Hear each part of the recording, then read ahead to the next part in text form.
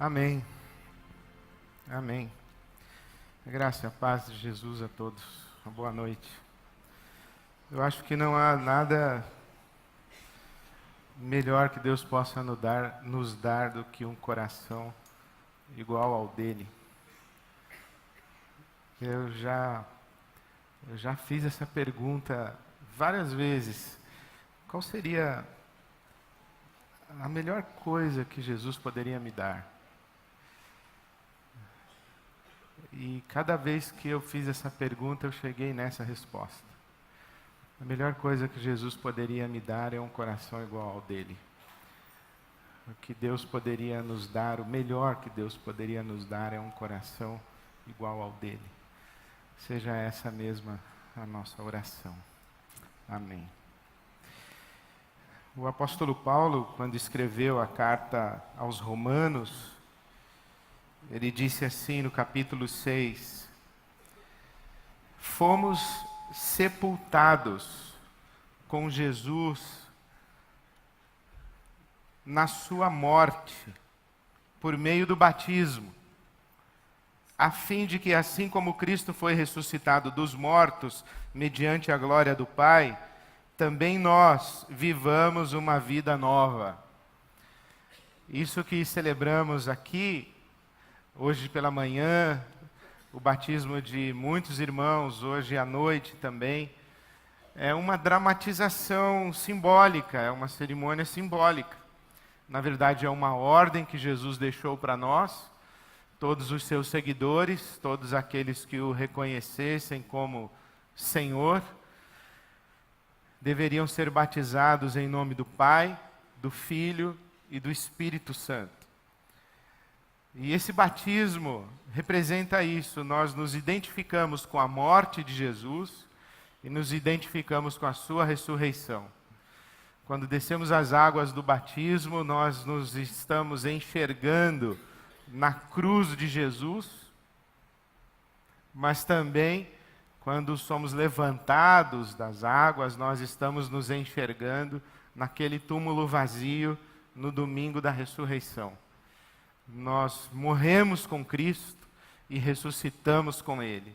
Participamos da sua morte, participamos da sua ressurreição. Isso que é uma realidade espiritual é dramatizado no batistério, no batismo, em nome do Pai, do Filho e do Espírito Santo. Esse momento é quando nós nos damos a Deus e dizemos a Ele que a nossa vida é dele.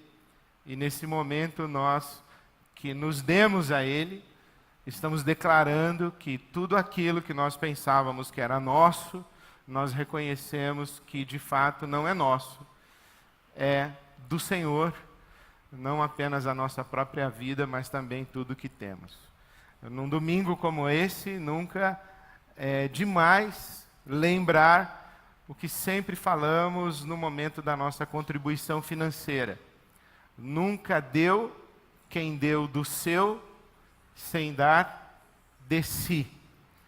Há muita gente que sabe dar do seu, sabe dar de suas posses, sabe dar as suas coisas, sabe compartilhar o que tem, mas não sabe dar de si, não sabe dar a si mesmo, a si mesma.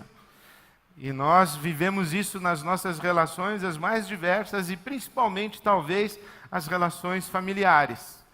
O que mais vocês querem de mim? Eu nunca deixo lhes faltar nada. Então, nós queremos você, não queremos as coisas que você tem, não queremos as coisas que você nos dá, nós queremos você. A mesma coisa Deus diz sempre para nós. Nunca deu quem deu do seu sem dar de si. Quem já deu de si, ou quem a si mesmo já se deu a Deus, não tem problema de repartir o que é seu, em dar do seu. Quem não deu-se a si mesmo a Deus, aí vai ficar com uma certa dificuldade de entender que aquilo que tem não é seu e é do Senhor, e então vai reter para si pensando que é seu e vai ter dificuldade de repartir. Por isso é que nesse momento da nossa contribuição financeira é bom lembrar mais uma vez. Nunca deu quem deu do seu sem dar de si. A igreja não é uma comunidade filantrópica. A igreja é a comunidade do Cristo ressurreto. E porque nós somos a comunidade do Cristo ressurreto, nós somos a comunidade da partilha. Isso é natural a nós. Que seja esse o seu espírito e o seu coração a contribuir generosamente hoje à noite mais uma vez. Deus abençoe a você e a sua casa. Amém.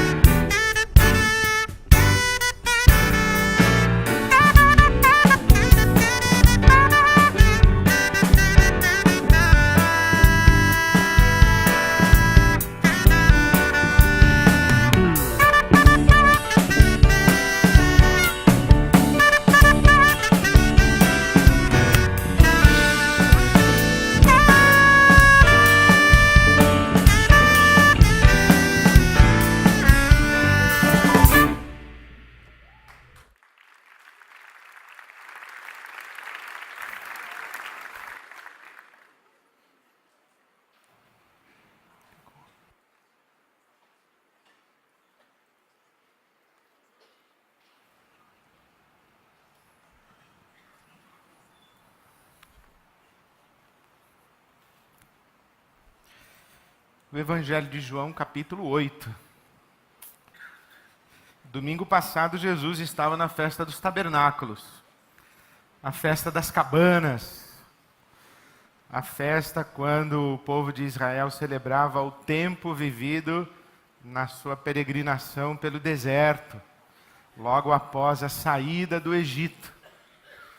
Com braço forte, Moisés tirou o povo da terra do Egito, chegou às portas de Canaã, 3 meses de viagem só, do Egito, passou o Mar Vermelho, 3 meses de viagem, parou às portas de Canaã, 12 espias foram enviados, viram a terra, acharam-na maravilhosa, tiveram medo de entrar, voltaram, deram relatório de que a terra era de fato extraordinária, mas que os seus habitantes eram gigantes.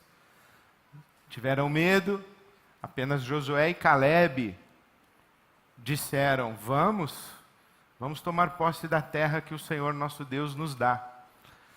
E então, por causa desta covardia daquela geração, Deus faz com que o povo peregrine pelo deserto por 40 anos. A primeira geração que saiu do Egito morre no deserto, mas enquanto peregrina pelo deserto, eles habitam em cabanas, tabernáculos. E Deus não deixa que lhes falte nada.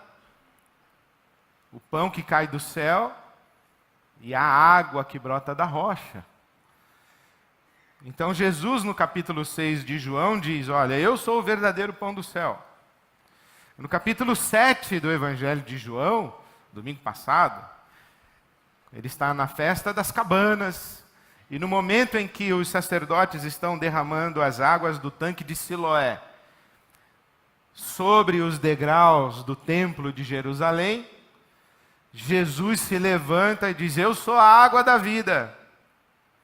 Aquele que crer em mim, do seu interior fluirão rios de água viva.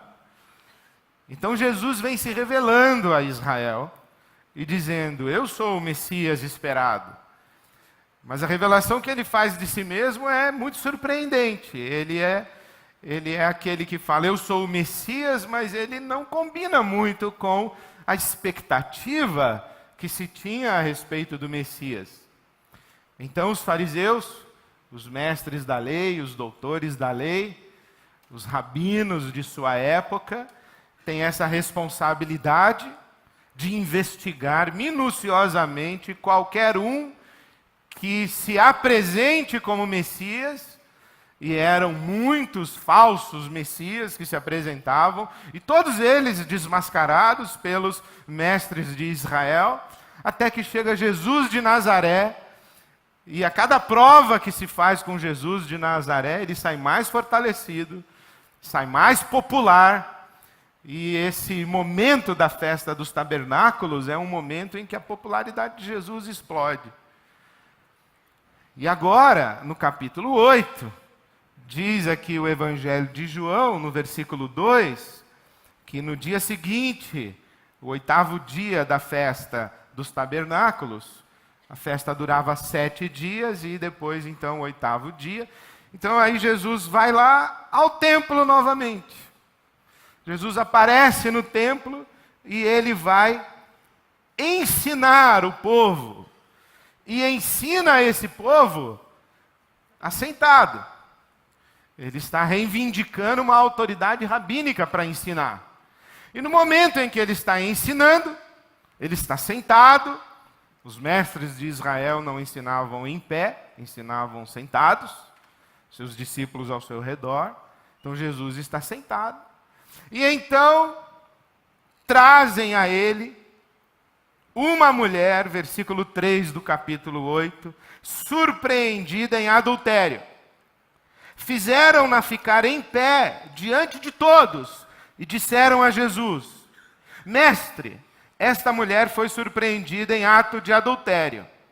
Na lei, Moisés nos ordena apedrejar tais mulheres. E o Senhor, o que diz? Comentário de João. Eles estavam usando essa pergunta como armadilha, a fim de terem uma base para acusá-lo. Por quê? Porque Israel, naquela época, era uma colônia romana. E se você estuda e conhece a história, sabe que as colônias romanas não tinham autonomia para executar os seus criminosos. Então Israel, como colônia romana, não poderia apedrejar aquela mulher até a morte, como prescrito na lei de Moisés, porque Roma não autorizava. Tanto é que quando Jesus é levado a Pilatos, Pilatos diz: olha, parece-me que esse é um criminoso religioso, vocês o acusam de blasfêmia, isso não tem nada a ver com Roma, vocês cuidem dele aí. Então as autoridades religiosas da época dizem a Pilatos: olha, nós não podemos executar os nossos criminosos. Você sabe disso, Roma não nos autoriza a executar os nossos criminosos. E a popularidade desse cara está crescendo. E se o povo acreditar mesmo quem ele diz que ele é quem ele diz que é, vai haver uma rebelião aqui contra Roma. E é bom você cuidar dele, então dá um jeito aí. Então transformam Jesus de um criminoso religioso num criminoso político. Então, os judeus não poderiam apedrejar aquela mulher, porque não poderiam levar à morte alguém que praticasse algum crime ou algum delito religioso. Por outro lado, a lei de Moisés mandava apedrejar mesmo. Capítulo 20 do livro dos Levíticos diz assim que se um homem cometer adultério com outra mulher, com uma mulher, os dois, o homem e a mulher, devem ser apedrejados. Então, por que só trouxeram a mulher aqui? É uma pergunta que paira no ar. Cadê o sujeito com quem ela foi flagrada em adultério? Adulterou sozinha? Então só veio a mulher. Então Jesus, se dissesse apedreja, ele estaria comprando uma grande briga com o imperador romano e com Roma. E se ele dissesse não apedreja, porque Roma não permite, ele seria acusado de obedecer ao imperador romano e não obedecer a Moisés e não obedecer à lei. Então Jesus está praticamente numa situação onde não há saída, é perder ou perder. Entretanto, Jesus inclinou-se, versículo 6, e começou a escrever no chão com o dedo. Visto que continuavam a interrogá-lo, ele se levantou e lhes disse: se alguém de vocês estiver sem pecado, seja o primeiro a atirar pedra nela. Inclinou-se novamente e continuou escrevendo no chão. Os que o ouviram, João 8, versículo 9, os que o ouviram foram saindo, um de cada vez, começando pelos mais velhos. Jesus ficou só, com a mulher em pé diante dele. Então Jesus pôs-se em pé e perguntou-lhe: mulher, onde estão eles? Ninguém a condenou? Ninguém, Senhor, disse ela. Eu também não condeno você. Eu também não a condeno. Agora, vá e abandone sua vida de pecado. Eu também não a condeno. Agora vá e abandone a sua vida de pecado.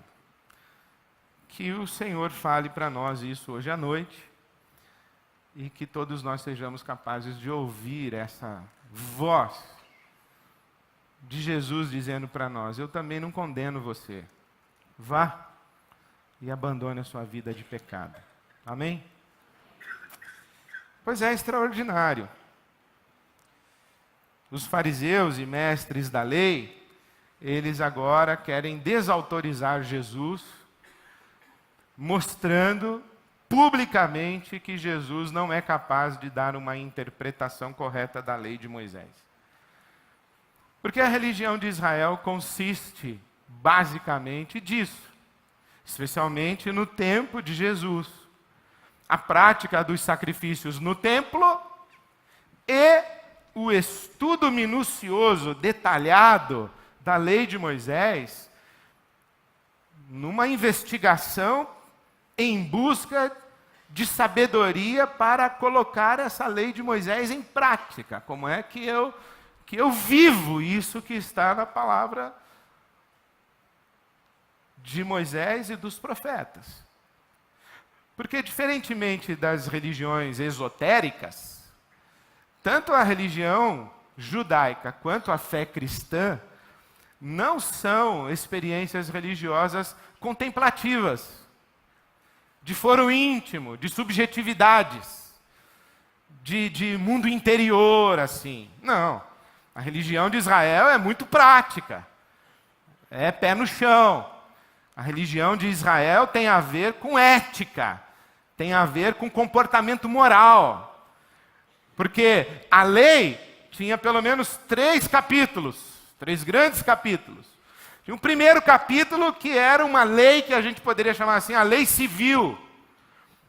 A governança de Israel, a responsabilidade ou as responsabilidades do rei de Israel, como se estruturava a governança de Israel, o que competia ao rei, o que competia aos sacerdotes, o que competia aos juízes no tempo dos juízes, como era dividida a terra, como era sustentado o templo, como era administrada a terra e a colheita de Israel, como se praticava a equidade para Israel como nação. Depois tinha um segundo grande capítulo, que era o capítulo da chamada lei cerimonial. Quais são as festas de Israel? Quem celebra a festa? Como se faz sacrifícios em Israel? Que tipos de ofertas são feitas a Yahvé, o Deus de Israel? Que tipos de ofertas para que tipos de pecados? Quando se faz oferta? Quem pode fazer oferta? Em que lugar se faz a oferta? Em que dia se faz a oferta? Como se faz a oferta? Essa é toda a lei cerimonial. E depois tem um terceiro grande capítulo, que é a lei moral. O que nós vamos chamar da nossa ética. Inclusive, a lei de Moisés, na sua dimensão moral, fundamenta o que nós chamamos de cultura ocidental. A cultura ocidental é judaico-cristã. Então a lei, na sua dimensão moral, está valendo. E sabe que interessante que Jesus, quando é perguntado, bom, olha, Moisés nos diz que quem está flagrado em adultério deve ser apedrejado. E você, o que é que diz? E Jesus responde mais ou menos assim: apedreja. A lei de Moisés não manda apedrejar? Então apedreja. Uma coisa impressionante que a gente tem que lembrar sempre é que Jesus era judeu, praticante da religião de Israel. Na sua época, frequentava o templo, frequentava a sinagoga, frequentava as festas. Jesus participava da Páscoa, participou da festa dos tabernáculos. Jesus era judeu. Ele seguia a lei de Moisés. No seu Sermão do Monte, por exemplo, ele diz assim: eu não vim abolir a lei, eu vim levar a lei à sua plenitude. Eu não vim abolir a lei. Então, quando alguém diz assim: Jesus, o que a gente deve fazer com essa mulher flagrada em adultério? Jesus olha para a situação e diz: adultério? Está na lei? Apedreja, porque está na lei e está valendo. Porque a lei de Deus não é um amontoado de preceitos que resumem os caprichos de Deus. A lei de Deus reflete o caráter de Deus.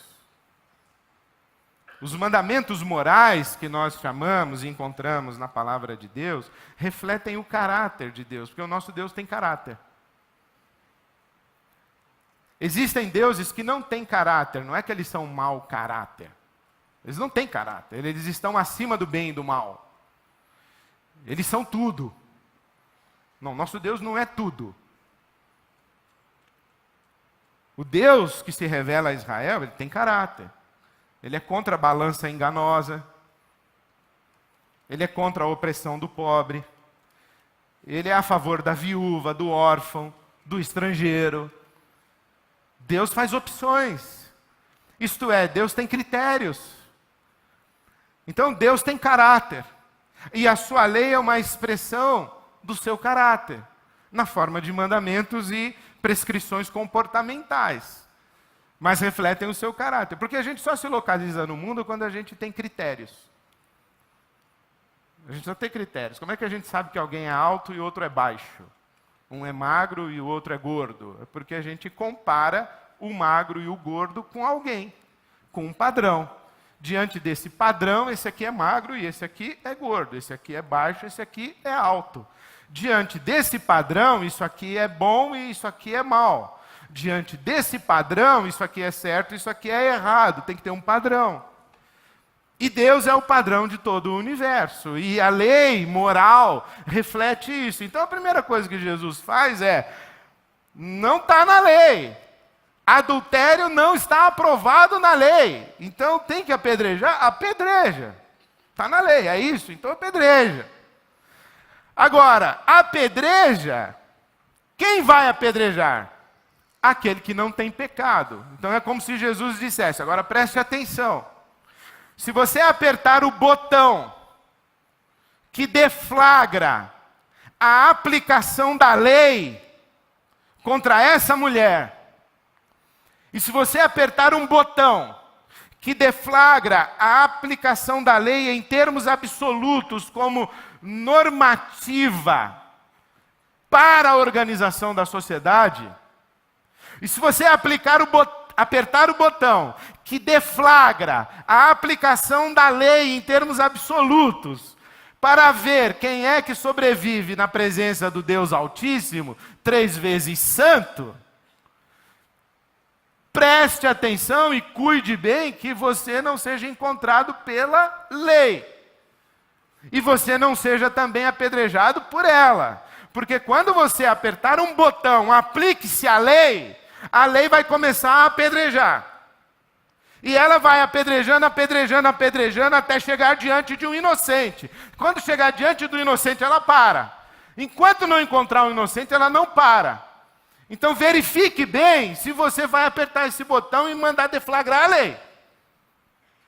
É o que Jesus fala. Aí então o que esse pessoal diz? Diz nada. Eles largam as pedras e vai cada um saindo, porque Jesus está escrevendo no chão. E esse escrevendo no chão aqui é muito interessante, porque houve um dia na história de Israel em que alguém escreveu alguma coisa. Na parede, não foi no chão, foi na parede. Um dedo escreveu. Foi num banquete de um rei de Israel chamado Belsazar. Nos dias do profeta Daniel. O rei fazendo festa no palácio, de repente um dedo escreve na parede, começa a escrever na parede os pecados do rei. E então escreve lá, Mene, Mene, Tekel, Farsim.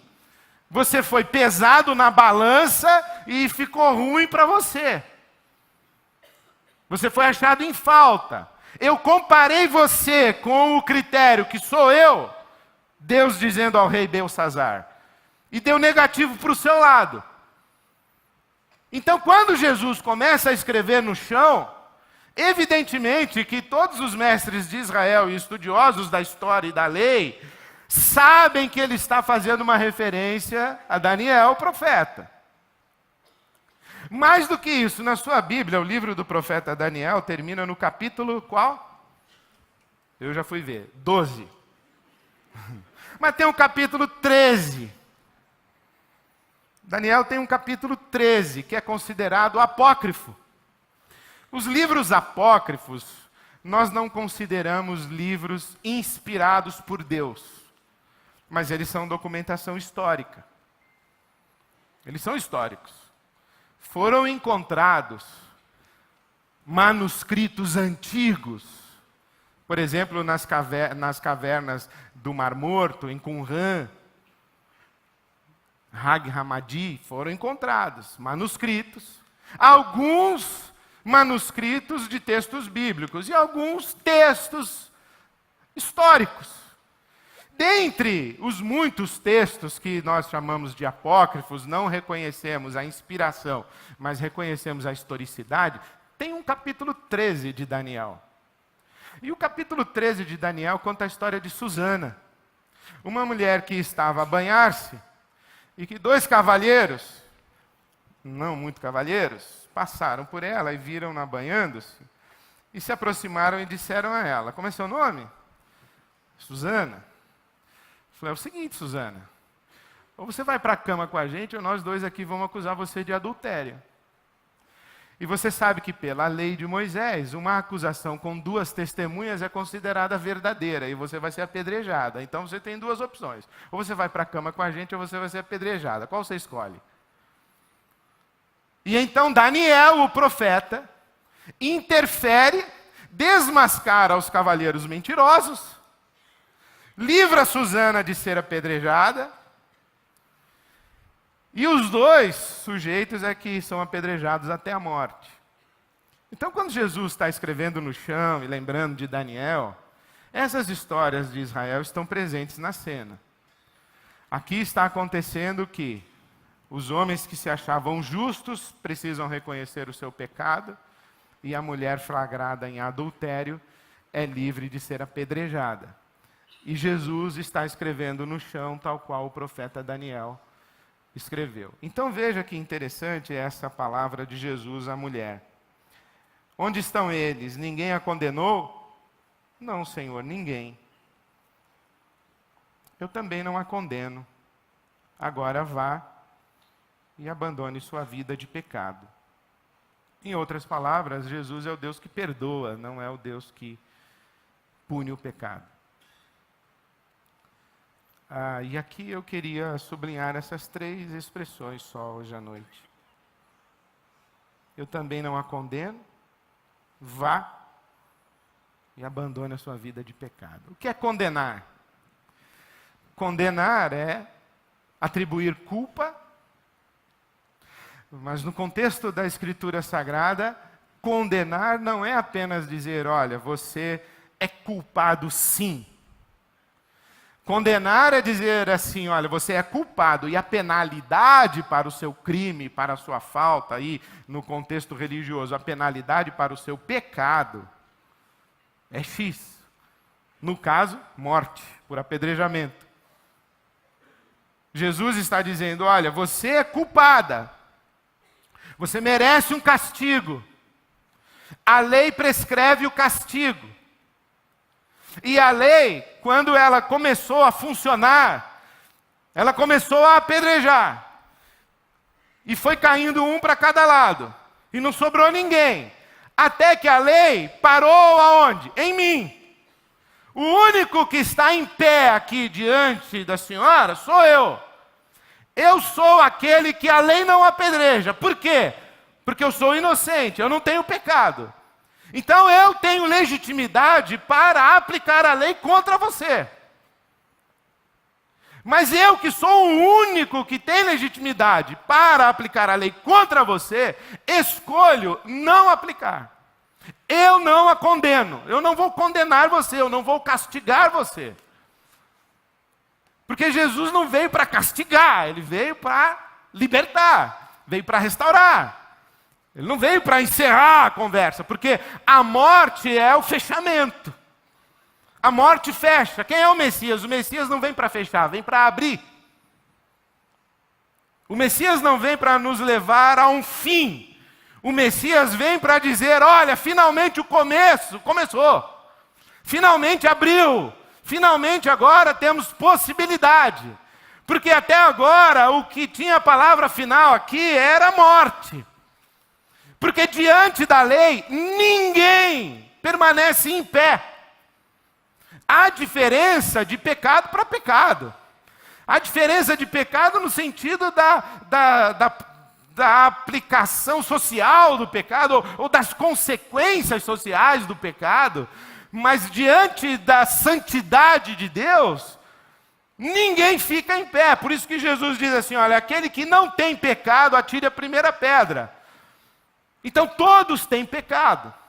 E Jesus diz, eu não a condeno. Por quê? Porque você não precisa condenar um pecador flagrado no seu pecado.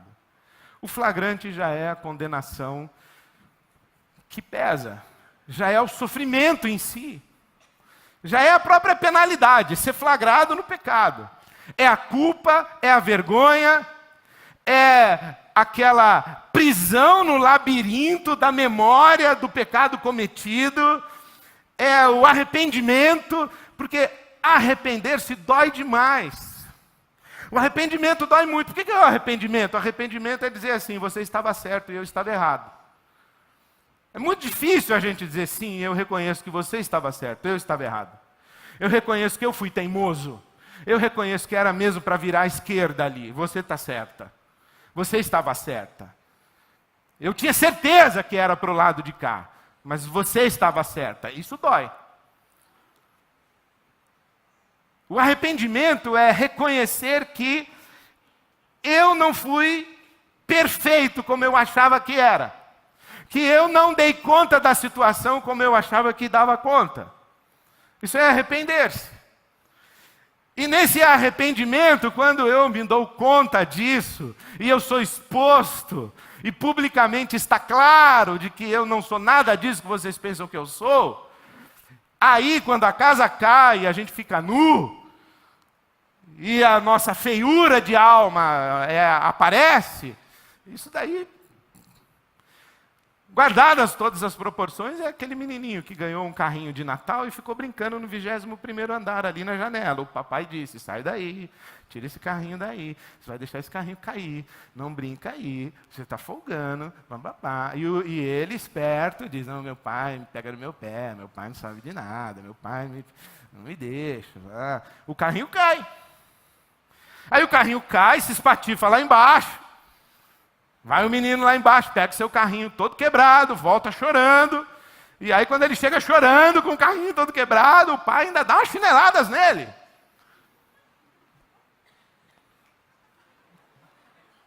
Porque o menino já está sofrendo. Ele já viu, e agora ele está dizendo, por que eu fui brincar naquela janela? Por que eu não brinquei no sofá? Por que eu não brinquei no tapete? Por que naquela hora que quase caiu, eu não parei e fui brincar no tapete? Não, porque eu quase caiu, mas não caiu, porque eu consegui não deixar cair. Então, da próxima vez eu consigo também. Consegue? Vai conseguindo.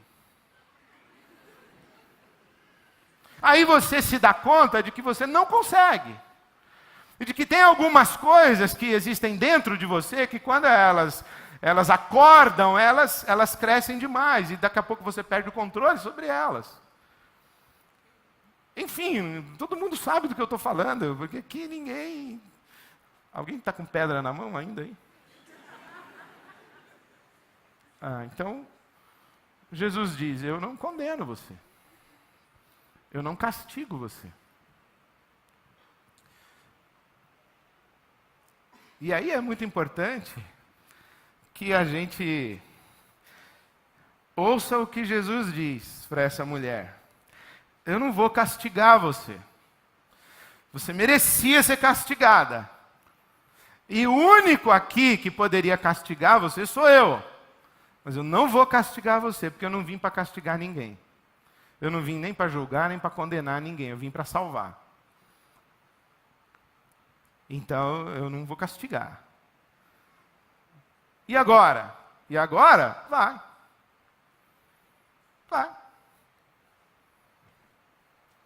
Vai o quê? Vai. Mas vai para onde? Sei lá, vai. Fazer o quê? Senhora, eu já disse para a senhora, eu não vou castigar a senhora. Então, a primeira coisa que eu acho interessante aqui, quando Jesus diz, eu não vou castigar você, e ele libera, perdoar é abrir mão de controlar a vida do perdoado. A gente tem esse problema, né? Porque Jesus não diz assim, olha, eu vou perdoar você, mas vem comigo, eu vou matricular você num curso aqui para recuperação de adúlteras. Vem, eu não vou castigar você, mas vem aqui para a minha igreja batista ser batizada. Eu não vou castigar você, mas vem me seguir porque eu quero transformar você. Eu não vou castigar você, mas vem comigo porque eu preciso ensinar algumas coisas para você que você precisa aprender, para você não fazer de novo. Ele diz simplesmente, eu não vou castigar você. Vai. Então a gente abre mão do controle, deixar ir. Perdoar é deixar ir. Deixar ir. E perder, ou abrir mão da necessidade de controlar o que o perdoado vai fazer depois de ser perdoado. Eu não tenho mais expectativa nenhuma com você. Eu deixei você ir embora. Eu abri a mão, eu falei, vai. Vai. Eu não estou esperando você voltar para me pedir perdão. Eu não estou esperando você ser atropelada. Atropelado. Eu disse, vai. Eu libertei você. E quando eu libertei você para você ir, eu me libertei de você também. Porque nessa grande questão do perdão, quando eu fico segurando você aqui na minha mão, você aqui e uma pedra aqui na outra, e eu querendo te dar uma pedrada, você já foi, certo? Você já casou de novo, já teve até filho. E eu estou aqui. Na verdade, quem é o prisioneiro? Eu? Você foi promovido no seu emprego, você já está mais rico do que você era quando você me deixou. Você era meu sócio, deu golpe em mim. Eu falei, vai se dar mal, porque maldito que contraria a lei do Senhor, você é um ímpio, não sei o quê, bababá. E o cara, a empresa dele está bombando. E você está lá, já tem 19 anos, querendo que ele vá para o buraco, e ele só subir na montanha. E você... aqui, ó, segurando. O que é perdoar? É dizer, eu não te condeno. Eu não vou dar um castigo para você. Vai, segue sua vida. A Bíblia, a mensagem, traduz esse vá com siga o seu caminho. Siga o seu caminho. Eu deixo você livre e eu me liberto de você. Vá. Vá. Bom, e a pessoa diz assim, mas eu posso ir mesmo? Se eu for assim, o senhor não vai mandar um gafanhoto acabar com o meu salário? O senhor não vai mandar uma doença ruim para mim, né? Porque imagina que essa mulher, que Jesus falou, vai. Aí semana que vem, de novo. Aí Jesus, de novo, ó. O senhor não apedrejou, de novo. Aí você acha que Jesus vai fazer o que com ela? Os caras falam, o que a gente faz com essa mulher? De novo aí, ó. Aí Jesus fala, ó, já falei, apedreja. Quem não tem pecado aí pode apedrejar. Aí todo mundo vai embora, aí Jesus levanta e fala, ó, eu podia apedrejar a senhora, não vou apedrejar, então vá, minha senhora. Aí passa um mês, de novo. Aí passa 6 meses, de novo. Você acha que vai chegar um dia que Jesus vai olhar para a mulher e falar assim, ah, dona, a senhora está de sacanagem. Agora eu vou apedrejar mesmo a senhora. Não, Jesus vai dizer, minha senhora, de novo, vá e vê se não desperdiça essa chance, porque o perdão faz isso, né? Porque quando Jesus diz para ela, vá e não peque mais, não é não peque mais assim, tipo, vê se não adultera de novo, hein? Eu não acho que é isso que ele está falando. O que eu entendo que Jesus está dizendo é, vai e vê se não desperdiça essa chance. Porque o perdão abre chance, abre oportunidade. A liberdade, o que é a liberdade? A liberdade é o reino das possibilidades. A liberdade é o mundo das oportunidades. Você está livre. E aí, quando você fala assim para Deus, mas eu posso ir mesmo? E Deus fala assim, pode ir, você está livre, livre. Mas o senhor não vai me mandar para o inferno depois, se eu for, né? Você não entendeu, eu já te falei, eu não te condeno. Abra sua Bíblia aí, por exemplo, na primeira carta de João, capítulo 4. Sabe a menina que mandou colocar no versículo, no casamento dela, no convite de casamento, esse versículo de 1 de João 4? Ela pôs. Mandou para a gráfica. Queria que colocasse no convite de casamento, primeira carta de João, versículo 18 do capítulo 4. Diz assim, olha, no amor não há medo. No amor não há temor. Ao contrário, o perfeito amor expulsa o medo. 1 de João 4,18. O sujeito da gráfica, que não era crente, não sabia de Bíblia, nada, achou que aquele tracinho lá na frente do João, de 1 de João, era um tracinho. Aí ele pôs João 4,18. Aí apareceu no convite de casamento da menina. Porque 5 maridos tivestes e o que tens agora não é teu. Ah, boa. Podia ser o convite de casamento dessa mulher aqui. Podia ser, mas não foi. Porque Jesus falou para ela, minha senhora, vai e vê se não desperdiça a chance.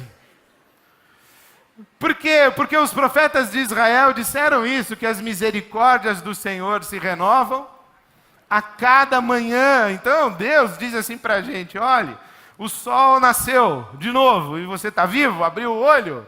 Então, você merecia ser apedrejado, viu, Ed? Eu te conheço. Tem um pessoal aí querendo te apedrejar.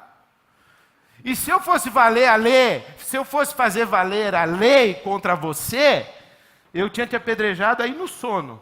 Você nem acordava hoje. Mas porque eu não condeno você, eu digo para você, vai, eu fiz você acordar de novo hoje de manhã. Então, vai, filho, e vê se não desperdiça mais um dia, mais essa chance. Sai dessa vida que você está vivendo, porque olha onde você foi parar com essa vida que você está vivendo. Mas se eu posso ir mesmo fazer o que eu quiser, pode, filho, mas o senhor não vai me castigar. 1 de João 4, 18. o perfeito amor lança fora o medo, porque o medo pressupõe castigo. E Deus está dizendo, eu não vou castigar você. Então não use o medo que você tem de mim para ficar aqui comigo, porque eu não quero você assim aqui. Imagina que eu volto para Deus e fico com Ele, e Ele fala, eu falei para você ir, o que você está fazendo aqui? Eu falo, não, porque vai que o Senhor me manda para o inferno depois, vai que o Senhor me dá um câncer, né? Aí Deus diz assim, eu já te expliquei que eu não te condeno. Se você não quer ficar aqui, não precisa ficar, pode ir. Agora, vê bem o que você encontra lá, onde você está indo. Se é melhor do que o que você encontra aqui. Presta atenção na vida que você está vivendo. Porque eu te dei liberdade, e a gente não consegue conviver com isso, né? Então, o que é perdoar? Perdoar é dizer, eu não te condeno. Eu não te condeno. E eu abro mão de controlar a sua vida. E abro mão de expectativas a seu respeito. Eu não estou esperando você voltar a dizer que eu estava certo e você estava errado. Eu não estou esperando você vir me pedir perdão. Eu liberei perdão para você. Eu abri mão do controle. Agora, se daqui a 2 anos, 3 anos, você voltar e me pedir perdão, falar assim, Ed, eu queria te pedir perdão, porque acho que 2 anos atrás, eu fiz uma coisa que deve ter te machucado muito, te ferido, eu não devia ter feito, eu quero te pedir perdão, porque eu repensei o que eu fiz, e eu hoje sou uma pessoa mudada, refiz o meu caminho, eu quero te pedir perdão. E a pessoa vem assim, depois de 2, 3 anos, você acha que eu vou responder como? Deixa para lá, que isso, não foi nada? De jeito nenhum. Eu vou dizer, ah é? Bom que você veio. Que você, de fato, você me machucou. Você me feriu. Você me magoou. Eu queria te matar. Peguei pedra para te apedrejar. Fiquei uns 6 meses dormindo mal por o que você fez. Mas já tem 3 anos, cara. Eu já te perdoei, tem uns 2 anos e meio. Que bom que você voltou. Porque agora eu tenho notícia de que você não desperdiçou a chance. Você se enxergou. E obrigado porque você veio me contar que se enxergou. Porque se você tinha o hábito de fazer com as pessoas o que você fez comigo 3 anos atrás, você deve ter machucado muita gente na sua vida. E eu fico muito feliz de saber que você se enxergou. E que você se refez, e que você voltou para me pedir perdão. Mas você acha que eu ia ficar 3 anos sem dormir ou dormindo mal por sua causa? Não, eu te perdoei. Eu abri mão de controlar a sua vida. Eu liberei perdão para você. Agora, que bom que você veio desfrutar do perdão que eu liberei para você, porque eu já estou livre daquilo lá faz tempo. O que é que Deus faz com a gente? Na cruz do Calvário, quando todo o peso da lei caiu sobre Jesus, nas palavras do apóstolo Paulo, aquele que era o inocente foi apedrejado no lugar de todo mundo, para ninguém precisar ser apedrejado. É isso que Paulo diz, escrevendo aos Coríntios capítulo 5, de 18 a 20. Ele diz, aquele que não tem pecado, Deus o fez pecado por nós, para que nele fôssemos feitos justiça de Deus. Então Jesus foi apedrejado no lugar de todo mundo, para ninguém precisar ser apedrejado e ninguém apedrejar ninguém. Então na cruz do Calvário, Deus falou assim, pessoal, aí todo mundo olhou, ele falou, todo mundo aí perdoado, estou dizendo, vá, não vou condenar ninguém, podem ir. E olha, não desperdicem a chance, hein, que eu estou dando para vocês.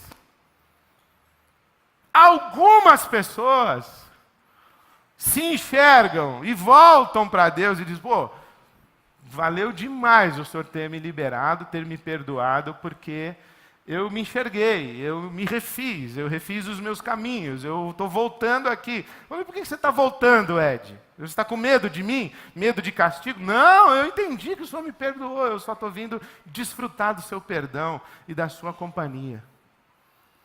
Eu estou aqui porque eu quero estar.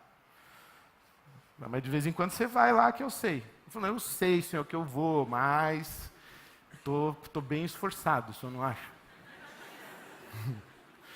Eu estou assim querendo aproveitar a chance que o Senhor tem me dado a cada manhã. E é uma coisa muito maravilhosa a gente acordar toda manhã sabendo que Deus não vai nos castigar, que Deus não é contra nós. Romanos capítulo 8. Vou ler para você. Romanos capítulo 8. Que diremos, pois, diante disso tudo? Se Deus é por nós, quem será contra nós? Aquele que não poupou seu próprio filho, mas o entregou por todos nós, como não nos dará juntamente com ele e pela graça todas as coisas? Quem fará alguma acusação contra os escolhidos de Deus? É Deus quem os justifica. Quem os condenará? Foi Cristo Jesus quem morreu e ressuscitou e está à direita do Pai e intercede por nós. Quer dizer, o único que poderia nos condenar não nos condenou. Então quem vai nos condenar? Quem vai nos acusar se o único que poderia nos acusar intercede por nós? Estou bem certo que em todas as coisas nós somos mais do que vencedores por causa daquele que nos amou. Pois estou convencido de que nem a morte, nem a vida, nem anjos, nem demônios, nem o presente, nem o futuro, nem quaisquer poderes, nem altura, nem profundidade, nem qualquer outra coisa na criação será capaz de nos separar do amor de Deus que está em Cristo Jesus, nosso Senhor. Amém. Então eu queria orar com você hoje à noite antes de você ir embora. Você quem? Primeiro, você que está lá e não foi flagrado ainda. Mas você está lá. Antes do flagrante, antes do seu carrinho cair do 22º andar, da sua casa cair, bem que você podia dar um passo na direção de Deus e falar assim: Jesus, queria falar uma coisa para o Senhor antes que me tragam aqui despido e nu, e despida e nua. Queria falar uma coisa para o Senhor, eu estava lá, mas eu não quero esperar o flagrante. Eu queria pedir para o Senhor me ajudar a sair de lá agora. Não quero desperdiçar essa chance porque eu acabei de ouvir. Segundo, você que está no dia seguinte do flagrante, sua casa acabou de cair. Vergonha, culpa, medo, o que será que vai acontecer com você? Queria que você fechasse os seus olhos e imaginasse Jesus bem na sua frente dizendo: eu não estou contra você, eu estou a seu favor. Eu estou aqui para dar a você liberdade e dar a você a oportunidade de refazer a sua vida e resgatar a sua dignidade como um ser humano criado à imagem e semelhança do meu Pai. Eu estou com você, estou do seu lado. Estou a seu favor, não sou contra você. Eu também não condeno você. Então você que está no dia seguinte do flagrante, acredite, tem uma vida melhor para você amanhã. Tem. Porque ser Messias é isso, é dizer, está começando. Israel estava oprimida por Roma, tinha chegado diante de uma parede, acabou. Aí vem o Messias e derruba a parede e diz, não acabou, está só começando. Então Jesus é isso, Jesus abre um mundo para a gente. Então você que está no dia seguinte do flagrante, tem uma vida melhor para você. Terceiro, você que alguém fez uma coisa bem ruim contra você e você está com essa pessoa aqui, ó. Já há 17 anos que você está segurando. 15 dias, 3 meses. Às vezes, sabe quem foi a pessoa que fez a pior coisa contra você? Você mesmo. e você não se perdoa. Você acha que você tem que ficar se apedrejando, você se sabota. Você tem uma consciência tão culpada que você acha que você não merece dar certo em nada na vida. E quando a coisa começa a ir bem, você dá um jeito de fazer ela ir mal, porque você acha que você merece mesmo, que dê tudo errado. Não merece. O único que podia dizer para você que você merece mesmo ser apedrejado, se recusou a apedrejar você. Então não queira apedrejar-se. Solte quem você está segurando. Pode não ser você, pode ser outro alguém. Solte. Solte as pedras. Então eu queria orar por você hoje à noite. Eu falei 3 pessoas que eu queria orar, mas se você falou, pô, e eu? Pode vir também na frente, eu oro por você também. Eu descobri mais uma pessoa por quem eu quero orar hoje à noite. Você, que aconteceu uma coisa ruim na sua vida, que você achou que foi Deus que fez. E desde esse dia você ficou de mal com Deus. Você acha que Ele puniu você, castigou você por uma coisa errada que você fez. E você acha que foi Deus que fez isso aí. Não foi, viu? Foi não. Porque se tem alguma coisa que Deus tem para dizer para você eu não condeno você. Eu não vou apedrejar você, eu não vou mandar apedrejar você. Ninguém pode apedrejar você. E eu que podia, eu não vou apedrejar. Então, não foi. Então é dia de você quer apedrejar Deus. Você não está de bem com Deus. Joga as pedras no chão, faz as pazes com Ele, porque não foi Ele que fez isso. Começa de novo. Começa a sua vida de novo. Um Deus que faz coisa ruim assim, chama diabo. Não chama Deus. O Deus Altíssimo. Não é assim. O Deus que Jesus chamava de Pai, não é assim. Vamos orar? Abaixa a sua cabeça e vamos orar. Deus nosso Pai, nós invocamos o Teu nome, em nome de Jesus, com muita alegria, muita gratidão, por esse perdão que recebemos e que vem lá da cruz do Calvário. Obrigado, Senhor, porque o Senhor nos devolve liberdade. E nós queremos devolver a nossa liberdade ao Senhor também. E dizer que nós amamos os Teus caminhos, que são caminhos de vida. E queremos reconhecer que o Senhor está certo, nós estamos errados. E quando nós escolhemos os nossos caminhos e não os Seus caminhos, nós estamos errados e o Senhor está certo. Nós queremos dizer isso. E dizer que nós sofremos muito e sabemos as dores que nós carregamos. E nós te agradecemos, porque o Senhor não nos faz sofrer ainda mais. E nessa noite, nós juntos aqui pedimos que a Tua boa mão se estenda sobre todos nós.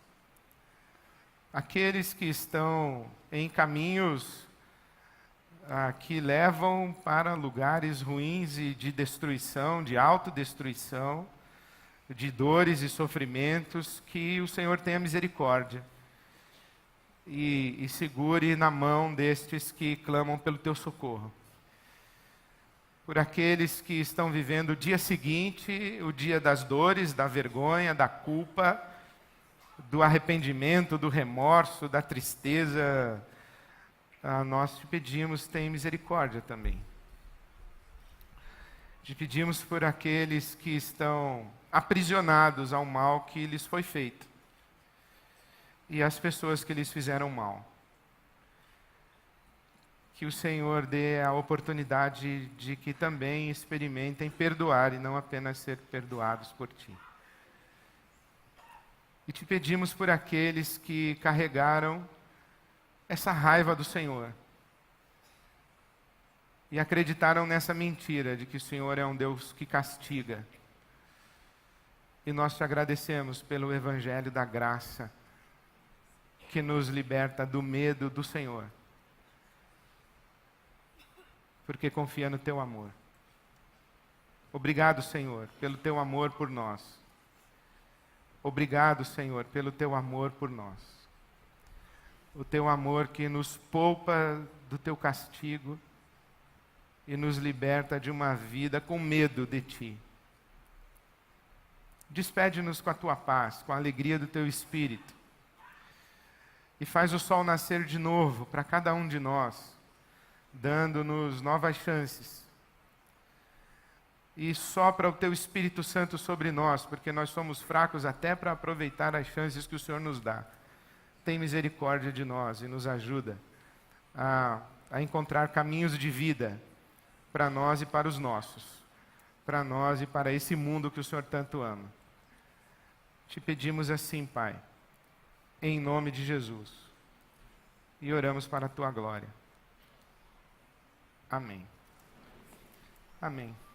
Que Deus os leve em paz. Sejam felizes. Amém.